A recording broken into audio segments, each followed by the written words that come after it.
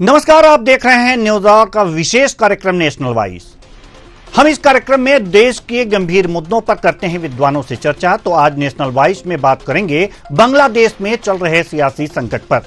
बांग्लादेश में प्रधानमंत्री शेख हसीना ने इस्तीफा देने के बाद देश छोड़ दिया है। वह फिलहाल भारत में आ गई हैं और यहां से उनका लंदन जाने की योजना है।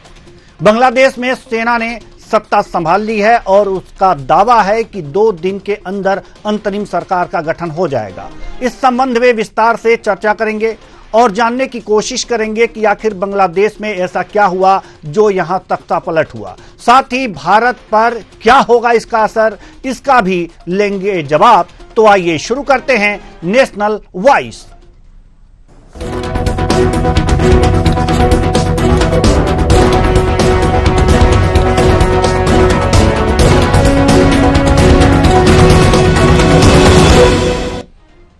आखिर बांग्लादेश में तख्तापलट क्यों हुआ? उस देश के प्रधानमंत्री को देश छोड़कर भागना क्यों पड़ा, जो देश विश्व शांति इंडेक्स में भारत से बहुत आगे बताया जाता है? भारत के पड़ोसी देश बांग्लादेश में आए राजनीतिक भूचाल का भारत पर क्या होगा असर? क्या बांग्लादेश से भारत में घुसपैठ की आशंका बढ़ गई है? सरकार ने बॉर्डर पर क्या व्यवस्थाएं की हैं? बांग्लादेश के इस राजनीतिक संकट का अंतर्राष्ट्रीय राजनीति में क्या प्रभाव पड़ने वाला है? आज इसी सवालों का लेंगे जवाब। तो आइए शुरू करते हैं।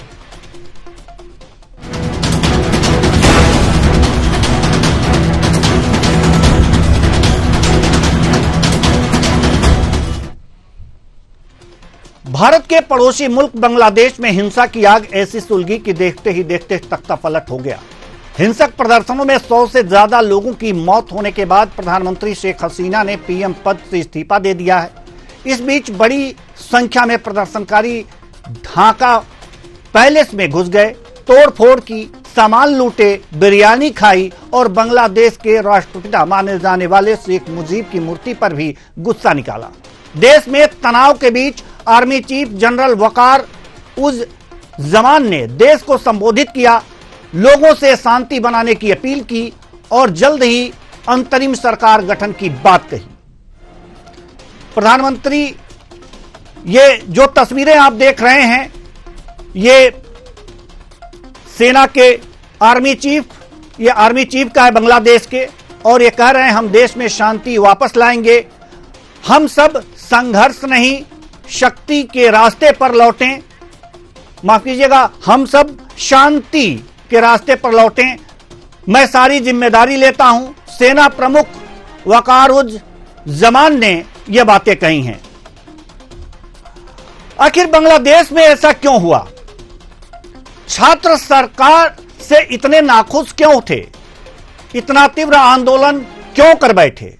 आइए जानते हैं थोड़े से इतिहास और थोड़े से तात्कालीन समसामयिक विषय। पड़ोसी देश में जब तो बांग्लादेश में तख्तापलट आप देख सकते हैं। सरकारी नौकरियों में 30% आरक्षण उन्हें दिया गया था, जो कि सरकार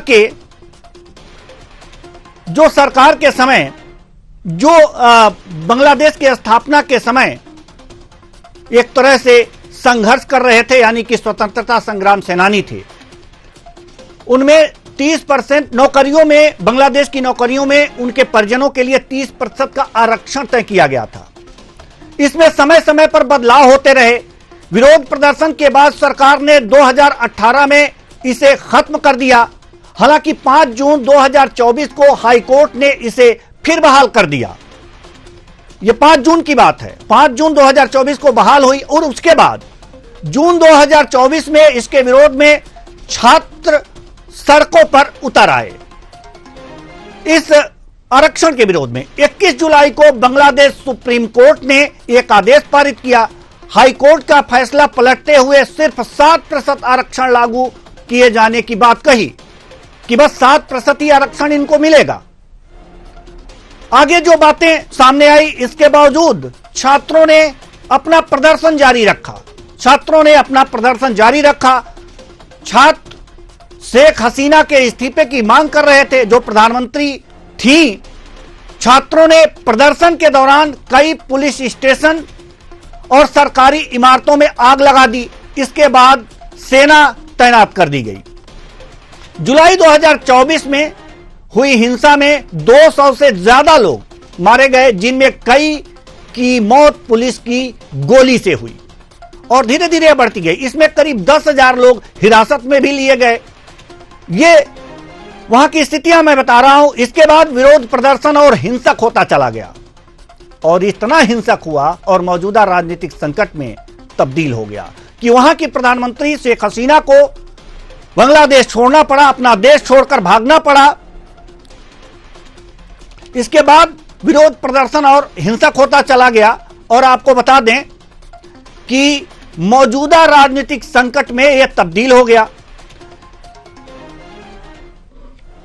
तो ये सारी चीजें थी। इसके चलते पीएम शेख हसीना जो बांग्लादेश की प्रधानमंत्री हैं, इन्होंने भारत से बात की और कल ये भारत के गाजियाबाद हिंडन एयरबेस पर इनका एरोप्लेन उतरा।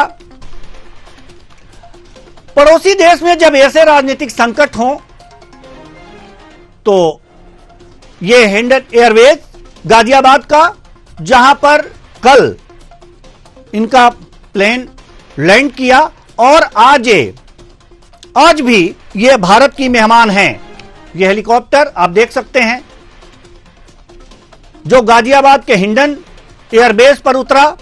ये तस्वीरें आप देख सकते हैं।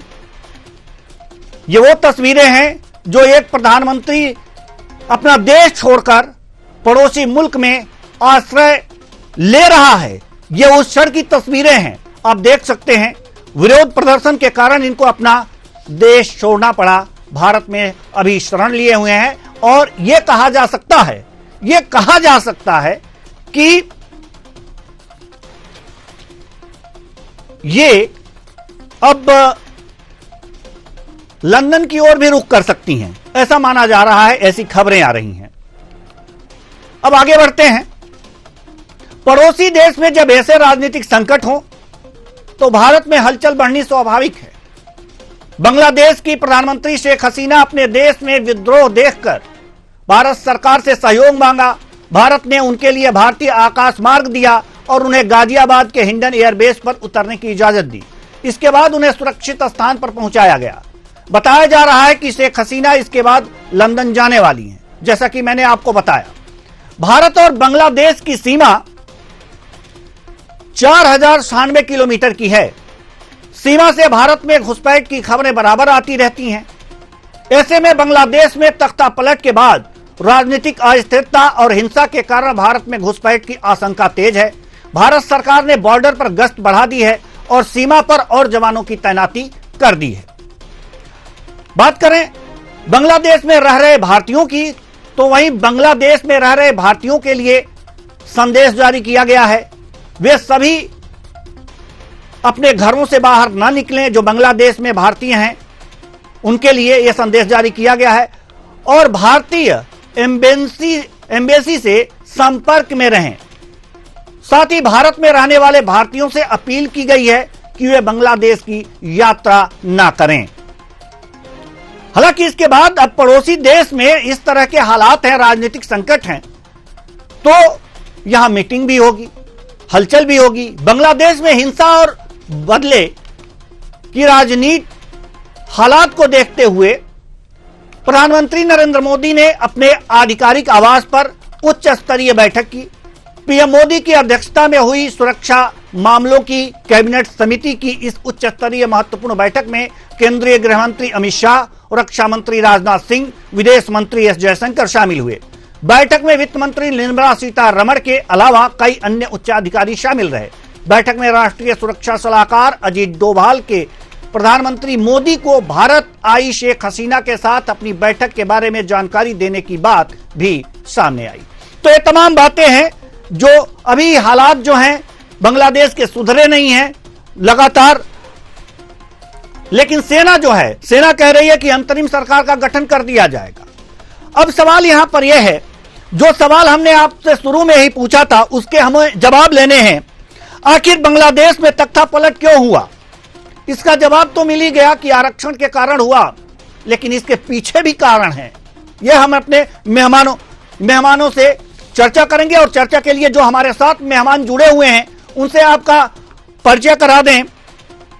प्रशांत द्विवेदी जी असिस्टेंट प्रोफेसर